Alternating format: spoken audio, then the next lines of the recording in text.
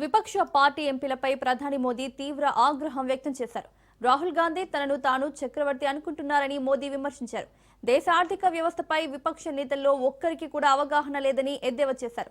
రాజ్యసభలో చర్చ జరిగేటప్పుడు సభ్యులంతా ఎంతో హుందాగా ఉండాలి, కానీ విపక్ష ఎంపీలు మాత్రం అందుకు భిన్నంగా ప్రవర్తించారు. చాలా అనుచితంగా ప్రవర్తించారని మోదీ సీరియస్ అయ్యారు. ప్రపంచవ్యాప్తంగా అభివృద్ధి చెందిన దేశాలన్నీ వలసదారులను తరిమివేస్తున్నాయి, కానీ మన దేశంలో మాత్రం అక్రమ వలసదారులను రక్షించాలని అంటున్నారని మోదీ అసహనం వ్యక్తం చేశారు. ఈయూతో చారిత్రక ట్రేడ్ డీల్ చేసుకున్నామన్నారు. యువతకు లాభం జరిగే అవకాశాలు చాలా ఎక్కువగా ఉన్నాయని మోదీ చెప్పుకొచ్చారు.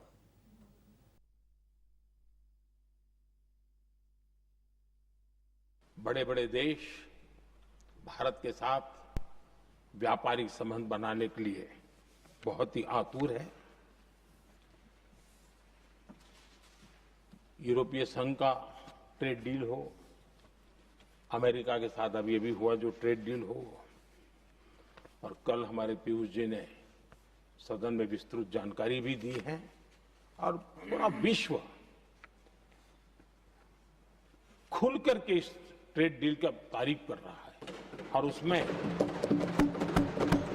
जब यूरोपियन यूनियन के साथ ट्रेड डील हुआ तो विश्व को एक भरोसा हुआ कि अब वैश्विक स्तर पर स्थिरता की संभावना बढ़ेगी।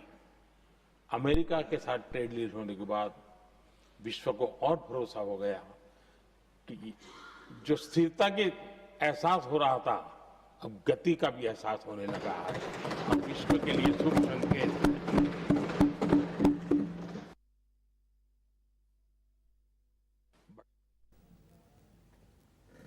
బీజేపీ బీఆర్ఎస్ పై సీఎం రేవంత్ రెడ్డి తీవ్ర విమర్శలు చేశారు. మున్సిపల్ ఎన్నికల్లో బీజేపీ బీఆర్ఎస్ ది ఫెవికాల్ బంధమని రేవంత్ మండిపడ్డారు.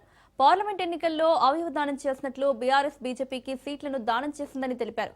అధికారంలోకి వచ్చిన తమకు చిల్లి గవ్వ కూడా పుట్టకుండా రాష్ట్రాన్ని అప్పులమయం చేసి వెళ్లారని, వారి ఆస్తులను మాత్రం పెంచుకున్నారని రేవంత్ రెడ్డి అన్నారు. వరి వేస్తే ఉరి తప్పదని చెప్పిన కేసీఆర్ తన ఫామ్ హౌస్ లో మాత్రం వరి పంట పండించారని ఎద్దేవా చేశారు. బీజేపీ నేతలు కూడా గత 11 ఏళ్ల నుంచి తెలంగాణకు ఇచ్చింది ఏమీ లేదని, గాడిద గుడ్డు అని తీవ్ర స్థాయిలో ఆగ్రహం వ్యక్తం చేశారు.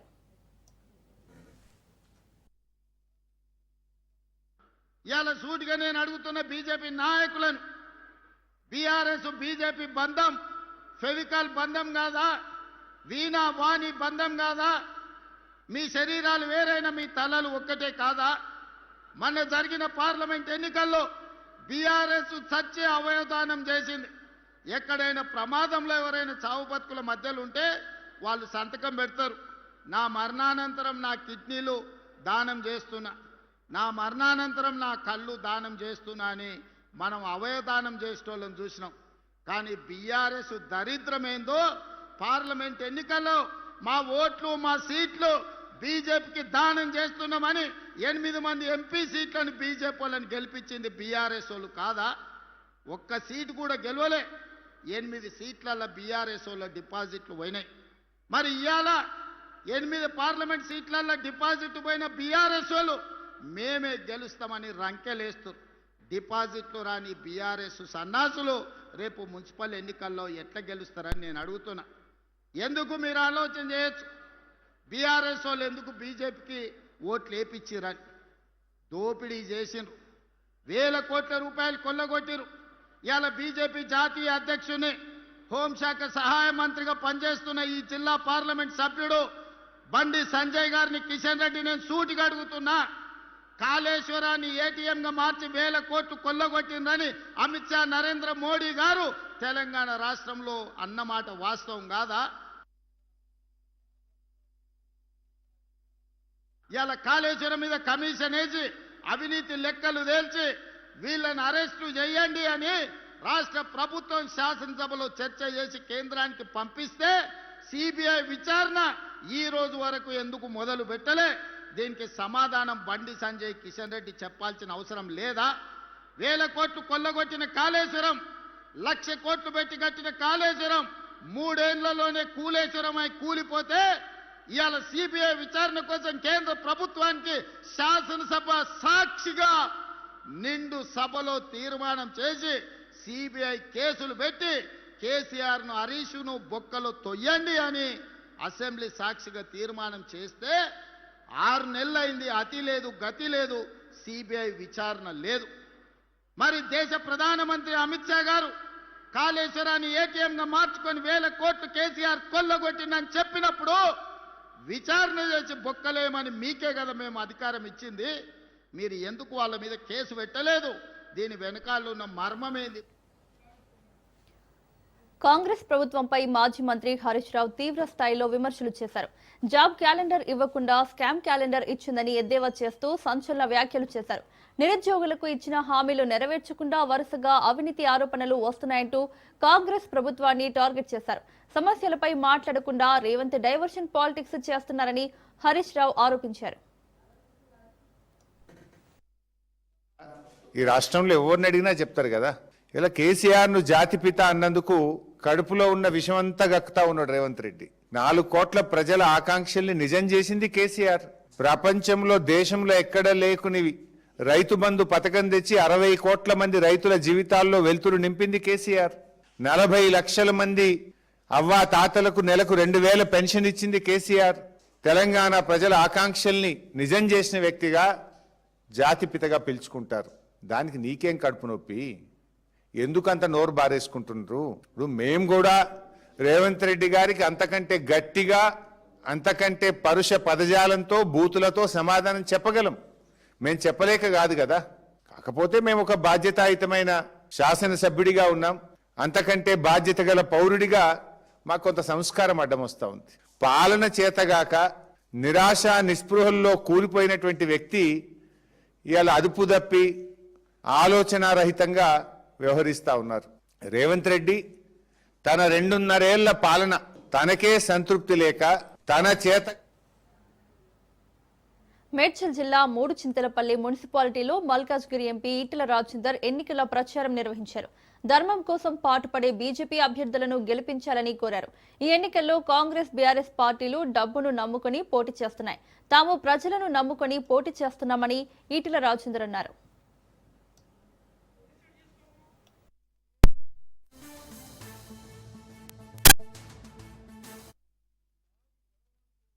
అమ్ముడు పోవద్దు అని మాట్లాడుతున్నాడు. అమ్ముడు ఎవరు పోరు. సుదర్శన్ రెడ్డి అక్రమంగా సంపాదించిన డబ్బులు ఎవరికైనా ఉంటే ఎన్ని అడ్డదారులైనా తొక్కి పదవి రావాలనే కాంక్ష ఉంటే మాత్రమే వాళ్ళు ఇస్తారు. వాళ్ళు ఇస్తే వీళ్ళు తీసుకుంటారు తప్ప వీళ్ళు అమ్ముడు పొడలు కాదు. నేను కూడా రాజకీయాల్లో 25 ఏళ్ళుగా ఉన్నా. మేము ప్రజల్ని నమ్ముకున్నాం, ధర్మాన్ని నమ్ముకున్నాం, కష్టాన్ని నమ్ముకున్నాం. ఎక్కడ పైసలు నమ్ముకోలేదు. కానీ ఇక్కడ చూస్తున్నా రోజు పైసల విషయమే. కుల సంఘాలకు పైసలు, గుళ్ళకు పైసలు, పెద్దలకు పైసలు, దావతులు. ఓటుకు ఫిక్స్ అయిందా ధర అంటే 5,000 అవుతుందో 10,000 అవుతుందో చూడాలి బిడ్డ అంటాను. నేను అంటున్నా, ఇట్లా పైసలు ఇచ్చిన వాళ్ళు మనకు సేవ చేస్తారా, మళ్ళీ డబ్బులు సంపాదిస్తారా? మీరు చెప్పండి. 3 పార్టీలు పోటీ చేస్తున్నాయి. ఒకటి టీఆర్ఎస్ పార్టీ, ఇప్పుడు BRS party, Congress party, Bharatiya Janata party. నేను ఒక్కటి అంటున్నా, అమ్మ, ఎవరు రాజ్యాన్ని ఏలినా, దేశంలో ఏలినా, రాష్ట్రంలో ఏలినా, ఏ పార్టీ కూడా తన ఇంట్లోకెళ్ళి ఏం తెచ్చి పెట్టాడు గుర్తుపెట్టుకో. ఫస్ట్ మీరు అది అర్థం చేసుకోవాలి. ఒక ఆయన అంటున్నాడ, కాంగ్రెస్ పార్టీకి ఓటు వేయకపోతే ఇల్లు బిల్లులు రావు, నీ అప్ప జాగిరా. ఇదేమన్నా బీఆర్ఎస్ కూడా అప్పుడు చెప్పింది, కేసీఆర్ ఓడిపోతే పెన్షన్ పోతుంది. పోయిందా? Welcome back. తిరుమల శ్రీవారి లడ్డూ ప్రసాదంలో నెయ్యి కల్తీ వ్యవహారంపై సీఎం చంద్రబాబు తీవ్ర స్థాయిలో ధ్వజమెత్తారు. గత వైసీపీ ప్రభుత్వం ఉద్దేశపూర్వకంగా ఈ వ్యవహారాన్ని తొక్కిపెట్టి భక్తుల మనోభావాలను దెబ్బతీసిందని, ఇది క్షమించరాని మహాపాపమని ఆయన అభివర్ణించారు. దేవుడితో చెలగాటమాడితే తీవ్ర పరిణామాలు ఉంటాయని హెచ్చరించారు. గత ప్రభుత్వ హయాంలో హిందూ దేవాలయాలపై జరిగిన దాడులను, అపవిత్ర ఘటనలను గుర్తు చేస్తూ తీవ్ర ఆగ్రహం వ్యక్తం చేశారు. తల తీసేస్తే నేను అక్కడికి పోయి అడగడానికి, వాస్తవాలు చూడడానికి పోతే తిరిగి నా మీద కేసు పెట్టారు. అంతర్వేదిలో రథం తగలబడిపోతే అడిగితే కంతిరీగలు కాల్చాయి, అంతేగాని ఎవరికి సంబంధం లేదని. ఆంజనేయుడి తోక కట్ చేసి పగలు కొడితే అడిగితే ఆ రోజున్న పాలకుల యొక్క గర్వం చూస్తే బొమ్మే కదా, ఏమైపోతుంది, మళ్ళీ ఇంకో బొమ్మ పెట్టుకోండి అని మాట్లాడారు. అదే మరి ఇవన్నీ జరుగుతూ ఉంటే చర్యలు తీసుకోకుండా తిరిగి మా పార్టీలపైనే బ్లేమ్ చేయడం మొదలుపెట్టారు. మేమే చేసి మేమే ఎన్ని బయట పెడుతున్న పరిస్థితికి వచ్చారు. తిరుమల ఈరోజు ఏదైతే చెప్పారో ఈరోజు వచ్చింది కాదు. 2022లో వీళ్లు పంపించిన రిపోర్ట్ ప్రకారం TFTRI చాలా స్పష్టంగా కల్తీ జరుగుతుందని చెప్పారు. డెలిబరేట్ గా తొక్కిపెట్టారు, యథేచ్ఛగా కొనసాగించారు. కాబట్టి మనం టెస్ట్ చేయాలనే ఉద్దేశంతో అక్కడ శాంపుల్ తీసి ఎన్డీడీబీ పంపించారు. ఎన్డీడీబీలో చాలా స్పష్టంగా చెప్పారు. ఆ విషయమే నేను చెప్పాను. ఈ రోజు సిట్ వచ్చింది. అసలు సిట్ లో మీరు చూస్తే మొత్తం కెమికల్స్ తో, పామాయిల్ తో నెయ్యి తయారు చేసే పరిస్థితికి వచ్చారు. ఆ కెమికల్స్ కూడా కొన్ని ఆయిల్ తో తయారు చేస్తారు, కొంతమంది అనిమల్ ఫ్యాట్ తో కూడా తయారు చేస్తారనే పరిస్థితికి వచ్చారు. అంటే దేవుడు అంటే లెక్కలిత్తనం. డెలిబరేట్ గా అపవిత్రం చేయడానికి మీకు విశ్వాసం లేకపోవచ్చు. విశ్వాసం లేకపోతే ఆ జోలుకు రావద్దండి. విశ్వాసం ఉండే భక్తుల మనోభావాలు దెబ్బతీయడానికి, లేకపోతే దేవుని యొక్క పవిత్రత దెబ్బతీయడం, ఇది చాలా దుర్మార్గం. రాజకీయాల కోసం పవన్ కళ్యాణ్ దిగజారి ప్రవర్తిస్తున్నారని ఘాటు విమర్శలు చేశారు. తిరుమల లడ్డూ విషయంలో చంద్రబాబు, పవన్, లోకేష్ తీరును ప్రజలు గమనిస్తున్నారని మాజీ మంత్రి పేర్ని నాని అన్నారు. నాని బోలేబాబా నుంచి 291కి నెయ్యి ఎలా కొనుగోలు చేశారో చెప్పాలని డిమాండ్ చేశారు. హెరిటేజ్ లో కిలో ఆవు నెయ్యి ఎంతకు అమ్ముతున్నారో చెప్పాలని ప్రశ్నించారు. రాష్ట్రం చేస్తున్న అప్పులను మంత్రి పయ్యావుల కేశవ్ ప్రజలకు చెప్పారు. ఆర్థిక శాఖపై కేశవ్కు పట్టింపు లేదు. తిరుమల లడ్డూపై కూటమి నేతలు పనిగట్టుకుని తప్పుడు ప్రచారం చేస్తున్నారని అన్నారు. జగన్మోహన్ రెడ్డి గారిని తిడతం కోసమే వారు ప్రెస్ మీట్లు పెడతారు. వారి శాఖ గురించి అసలు వారికి ఏం పట్టింపు ఉండదు. మరి ఆయన నడుపుతారా, చంద్రబాబు నడుపుతారా మనకు తెలియదు. అసలు దేవుడి ప్రసాదం మొత్తం కెమికల్స్ కలిసి 7 కొండల వాడి ప్రసాదం తయారు చేశారు. మార్కెట్లో దొరికేదానికన్నా కూడా అతి తక్కువ రేట్లకి ఆవు నెయ్యి కొన్నారు. 319కే కొన్నారు, 329కి కొన్నారు. ఎలా సాధ్యం అని వారు అంటున్నారు. వారి ప్రభుత్వం కూడా హర్ష్ ఫ్రెష్ డైరీ అనే ఒక డైరీని దాన్ని ఇన్స్పెక్షన్ చేసి టెండర్ గైడ్ లైన్స్ అన్నిటికీ సరిపడా పాల ఉత్పత్తులు కానీ, పాల సేకరణ కానీ, వెన్న సేకరణ కానీ అన్నీ సంతృప్తికరంగా ఉన్నాయి అని చెప్పని వారి ప్రభుత్వం నుంచి ప్రతినిధులు వెళ్ళి, అంటే నియామకం చేసినటువంటి పాలక మండలి కింద ఉన్నటువంటి టీటీడీలో నుంచి 2 అధికారులు వెళ్ళి దాన్ని అప్రూవ్ చేసి సాటిస్ఫై చేసి వచ్చారు. పవన్ కళ్యాణ్ గారు మాట్లాడుతూ మాటకి మాట్లాడతారు. ఎంత అంటే అసలు ఏమనాలి ఆయన్ని? దొంగ బొట్లు, దొంగ వేషాలు, దొంగ భక్తి. 1,00,000 లడ్లు అయోధ్యకి పంది కొవ్వుతో, ఎనిమల్ ఫ్యాట్తో తయారు చేసి పంపించారని చెప్తారు. ఈ రోజు కూడా మాట్లాడుతున్నాడు. అయోధ్యకి అపవిత్ర లడ్డూలను పంపించారు, దేశం అంతా తినిపించారని చెప్పని ఈ రోజు కూడా మాట్లాడుతున్నాడు పవన్ కళ్యాణ్ గారు. సరే, నీచం కాదా ఇది రాజకీయాల్లో? ఇంతకన్నా నీచం ఇంకేముంటది? పయ్యావుల కేశవ్ గారు వారు ఎంత పెద్ద మనుషులంటే, వారు ఈ రాష్ట్రానికి ఆర్థిక శాఖ మార్చులు. ఆర్థిక శాఖ గురించి కానీ, ఈ రాష్ట్రానికి పయ్యావుల కేశవ్ గారి నాయకత్వంలో చేస్తున్నటువంటి అప్పులు కానీ, వాటి గురించి ఎప్పుడు కూడా ప్రజలకి చెప్పాలని ఎప్పుడు కూడా వారు ప్రెస్ మీట్లు పెట్టరు. జగన్ గత వైసీపీ ప్రభుత్వంపై డిప్యూటీ సీఎం పవన్ కళ్యాణ్ తీవ్ర స్థాయిలో ధ్వజమెత్తారు. ప్రపంచవ్యాప్తంగా కోట్లాది మంది భక్తులు ఎంతో పవిత్రంగా భావించే తిరుమల శ్రీవారి లడ్డూ ప్రసాదం తయారీలో గత ప్రభుత్వ హయాంలో భారీ కుంభకోణం జరిగిందని ఆయన ఆరోపించారు.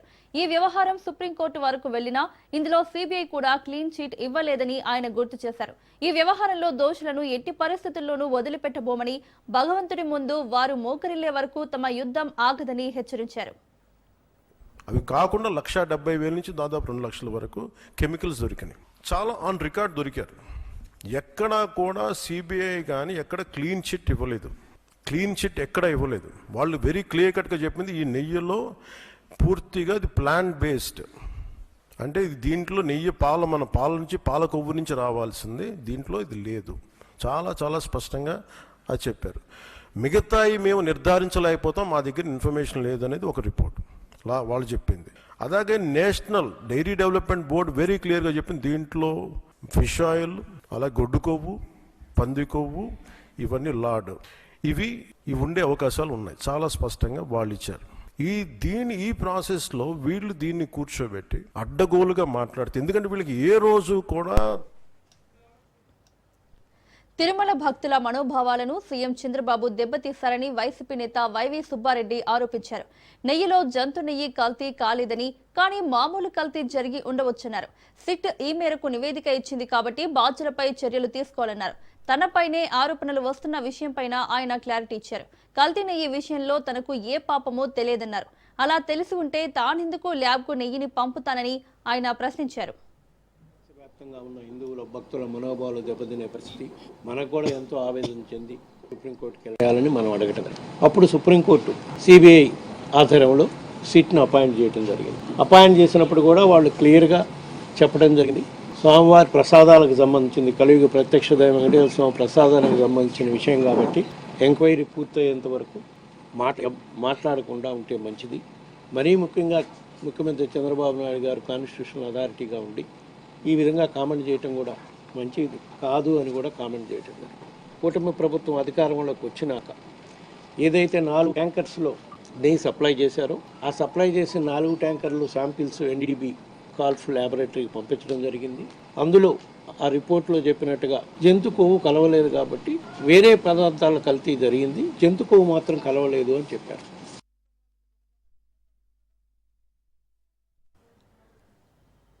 అన్నమయ్య జిల్లాలో పర్యటిస్తున్న కాంగ్రెస్ చీఫ్ వైఎస్ షర్మిల కేంద్రంపై ఫైర్ అయ్యారు. ఉపాధి హామీ పథకానికి గాంధీ పేరు తొలగించడం అన్యాయమని వైఎస్ షర్మిల అన్నారు. మన్రేగాకి, గ్రామ్జీ చట్టానికి, నక్కకు నాగలోకానికి ఉన్నంత తేడా ఉందన్నారు. ఉపాధి హామీ కింద 80,000 కోట్లను వెనక్కేసుకుని ప్రయత్నం జరుగుతుందని, 80,000 కోట్లను బీజేపీ కాంట్రాక్టర్లకి జేబులు నింపే కుట్ర మొదలైందని తెలిపారు. మన్రేగా పథకం వైఎస్ఆర్ ఆశయాల నుంచి పుట్టిన పథకమన్నారు. ప్రపంచంలోనే పేదలకు ఉపాధి కల్పించే గొప్ప పథకమని, మన్రేగాకి పుట్టిన ఇల్లు ఆంధ్రప్రదేశ్ అని, ఇదే రాయలసీమ వేదికగా మన్రేగాకు రూపకల్పన జరిగిందని తెలిపారు. నేను మీకు చెప్పాల్సిన అవసరం లేదు. 5 సంవత్సరాలు మాత్రమే ముఖ్యమంత్రిగా ఉన్నారు, కానీ 5 ఏళ్లలో ఎన్నో అద్భుతమైన పథకాలు అది కూడా అద్భుతంగా చేసి చూపారు రాజశేఖర రెడ్డి గారు. రైతులకు రుణమాఫీ అయితేనేమి, ఉచిత విద్యుత్ అయితేనేమి, ఆరోగ్యశ్రీ అయితేనేమి, ఫీజు రీయింబర్స్మెంట్ అయితేనేమి, లక్షల మంది పేద ప్రజలకు ఇల్లు అయితేనేమి, అసైన్డ్ భూములు లక్షల మందికి పేద ప్రజలకు భూమి ఇవ్వడం అయితేనేమి, 108 అయితేనేమి, ఇలా 1 కాదు 2 కాదు ఎన్నో అద్భుతమైన పథకాలను చేసి చూపారు రాజశేఖర రెడ్డి గారు. రాజశేఖర రెడ్డి గారు ముఖ్యమంత్రిగా ఉండగానే మన్మోహన్ సింగ్ గారు ప్రధానమంత్రిగా ఉన్నారు కేంద్రంలో.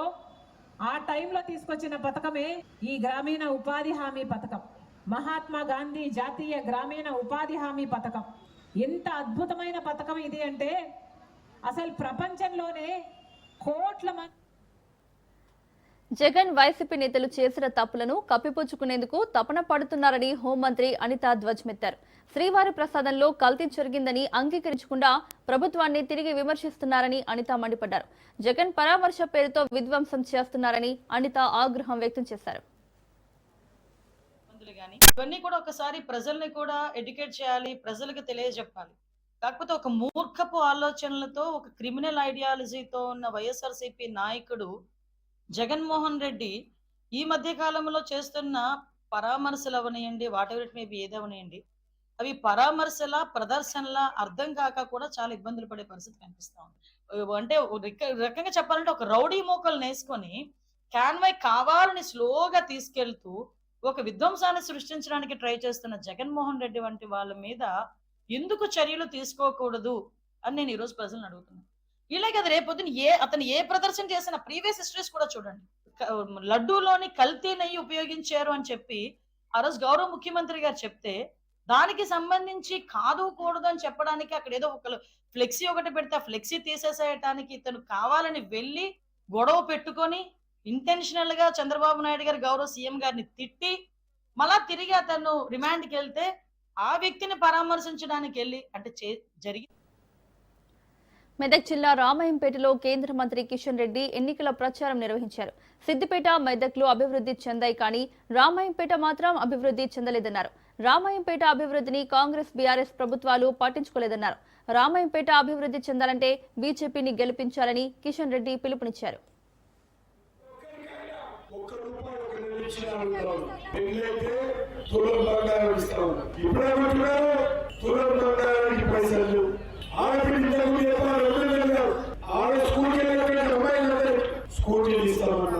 ఏ ఒక్కరికి కూడా ఏ ఒక్క హామీ కూడా అమలు చేయలేదు కాంగ్రెస్ పార్టీ రేవంత్ రెడ్డి. టీఆర్ఎస్ ఉన్న రోజులు వారు కూడా నిరుద్యోగులకు నిరుద్యోగ వృత్తి ఇస్తామన్నారు, కానీ వాళ్ళు కాంగ్రెస్ పార్టీ చెప్పింది వారు కూడా నిరుద్యోగ వృత్తి ఇస్తామన్నారు, ఏ ఒక్కరికి ఇవ్వలేదు. అందుకే మీ అందరినీ కోరుతా ఉన్నాం, ఈరోజు భారతీయ జనతా పార్టీ నరేంద్ర మోడీ గారి నాయకత్వంలో గత 12 సంవత్సరాలుగా దేశంలో అనేక రకాల అభివృద్ధి కార్యక్రమాలు తీసుకుంది. పేద ప్రజలందరికీ ప్రతి ఒక్కొక్కరికి నెలకు 5 కేజీల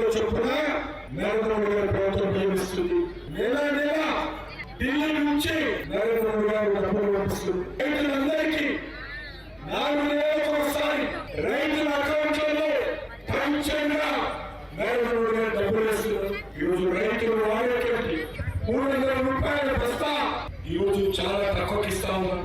సబ్సిడీ ఇచ్చి రైతులు నరేంద్ర గారి ప్రభుత్వం ఆదుకుంటుంది. మీరందరూ కూడా వారందరూ కూడా నిజామాబాద్ అభివృద్ధిపై గాంధీ చౌక్ వేదికగా బహిరంగ చర్చకు సిద్ధమా అని TPCC chief Mahesh Goud MP Dharmapuri Arvind కు సవాల్ విసిరారు. గడిచిన 7 ఏళ్లలో ఎంపీగా అరవింద్ జిల్లాకు తెచ్చిన నిధులు ఏంటని ఆయన నిలదీశారు.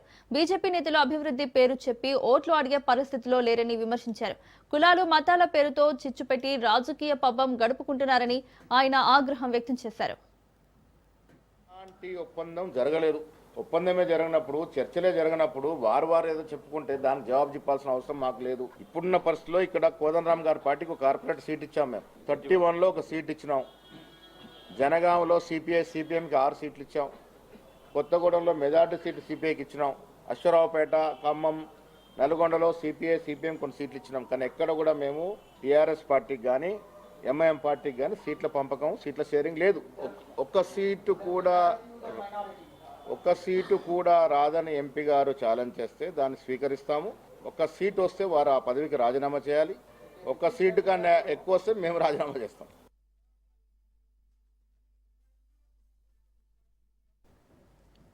ఖమ్మం జిల్లా సత్తుపల్లి మున్సిపాలిటీలో కాంగ్రెస్ ఎన్నికల ప్రచారం నిర్వహించింది. ఈ ప్రచారంలో మంత్రి పొంగులేటి శ్రీనివాసరెడ్డి, ఎమ్మెల్యే రాఘమయ్య పాల్గొన్నారు. సత్తుపల్లి మున్సిపాలిటీలో కాంగ్రెస్ జెండా ఎగురవేయాలని మంత్రి పొంగులేటి శ్రీనివాసరెడ్డి అన్నారు.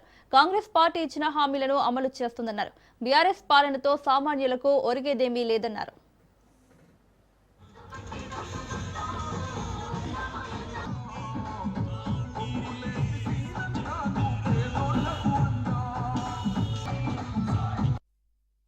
ఆనాడు ఉమ్మడి ఖమ్మం జిల్లా ఫలితాలే రాష్ట్ర రాజకీయాల ముఖ చిత్రాన్ని మార్చాయి.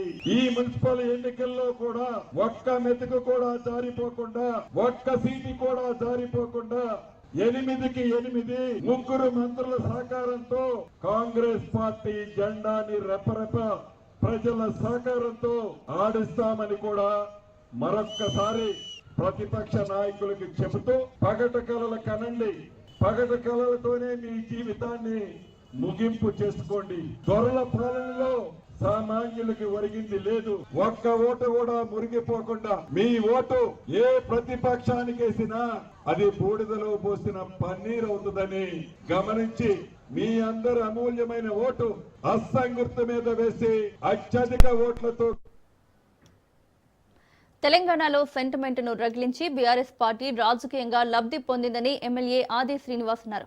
గత బీఆర్ఎస్ పాలకులు తెలంగాణ ప్రజలను నమ్మించి మోసం చేశారని ఆరోపించారు. పదే సీఎం రేవంత్ రెడ్డి భాషపై ఆరోపణలు చేస్తున్న బీఆర్ఎస్ నేతలు తెలంగాణ ఉద్యమాన్ని అడ్డం పెట్టుకుని గతంలో మాట్లాడిన భాష ఎలాంటిదో ప్రజలకు తెలుసని అన్నారు. అధికారాన్ని అడ్డం పెట్టుకుని ఆస్తులు కూడబెట్టుకున్న గత పాలకుల అవినీతి అక్రమాలను రాష్ట్ర ప్రజల ముందు ఉంచుతామని ఆది శ్రీనివాస్ తెలిపారు. ప్రజలకు తెలిసిపోతుందని చెప్పిన నక్కస్తో మా ముఖ్యమంత్రి రేవంత్ రెడ్డి గారి పైన ఈర్ష్యాభావంతో మాట్లాడే మాటలే తప్ప తెలంగాణ ఉద్యమాన్ని అడ్డు పెట్టుకొని ఆ తర్వాత అధికారాన్ని అడ్డు పెట్టుకొని బూతు పురాణం కేసీఆర్ గారు మాట్లాడిన మాటలు బయటకు తీయమంటారా అంటున్నాం. బూతు పురాణాన్ని తెలంగాణలో పరిచయం చేసిందే కేసీఆర్ గారు కదా అంటున్నాం. ఈరోజు దయ్యాలు వేదాలు వల్లించినట్టుగా మీ మాటలనే తప్ప ఈరోజు మా ముఖ్యమంత్రి రేవంత్ రెడ్డి గారు మీ ఒకే దెబ్బతో తెలంగాణలోని గ్రామ పంచాయతీలకు కేంద్ర ప్రభుత్వం గుడ్ న్యూస్ చెప్పింది.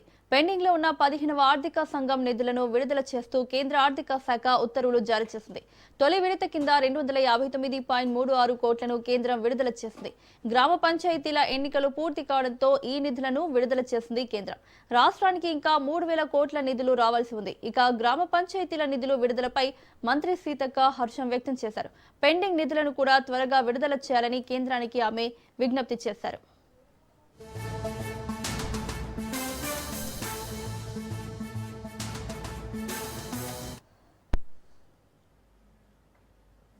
తెలంగాణలో సంచలనంగా మారిన ఫోన్ ట్యాపింగ్ కేసులో సిట్ ఛార్జ్ షీట్ దాఖలు చేయనుంది. ఛార్జ్ షీట్ దాఖలుకు ముందే అరెస్టులు ఉండనున్నట్లు తెలుస్తుంది.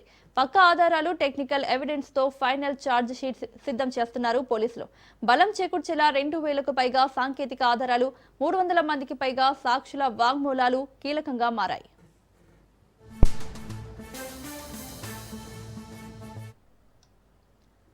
తెలంగాణ డీజీపీ నియామకంపై సుప్రీంకోర్టు తీర్పు ఇచ్చింది. హైకోర్టు తీర్పును సవరించింది. గత ఏప్రిల్లో తెలంగాణ ప్రభుత్వం పంపించిన ప్రతిపాదనలను పరిగణలోకి తీసుకోవాలని ఆదేశించింది. 4 వారాల్లో డీజీపీ నియామక ప్రక్రియను పూర్తి చేయాలని యూపీఎస్సీ తెలంగాణ ప్రభుత్వానికి సుప్రీంకోర్టు ఆదేశించింది.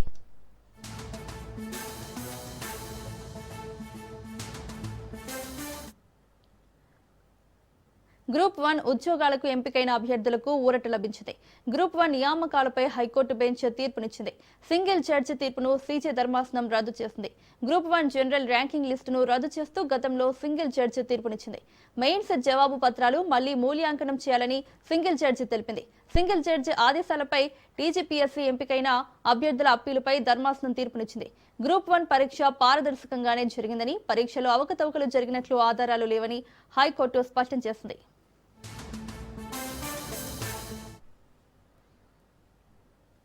దేశీయ మార్కెట్లు నష్టాల్లో ముగిశాయి. అంతర్జాతీయ మార్కెట్లోని ప్రతికూల సంకేతాలు, లోహరంగ షేర్లలో అమ్మకాల ఒత్తిడితో సూచీలు నష్టాల్లోకి జారుకున్నాయి. సెన్సెక్స్ 500 పాయింట్లు నష్టపోయి 83,313 వద్ద స్థిరపడింది. నిఫ్టీ 132 పాయింట్లు కుంగి 25,642 వద్ద ముగిసింది. నిఫ్టీ సూచీలో Trent, Max Health Care, Tata steel, JSW steel, ONGC షేర్లు రాణించాయి. Hindalco, Eternal, Bharti Airtel, Bharat Electronics, SBI life insurance stocks నష్టాలను చవిచూస్తాయి.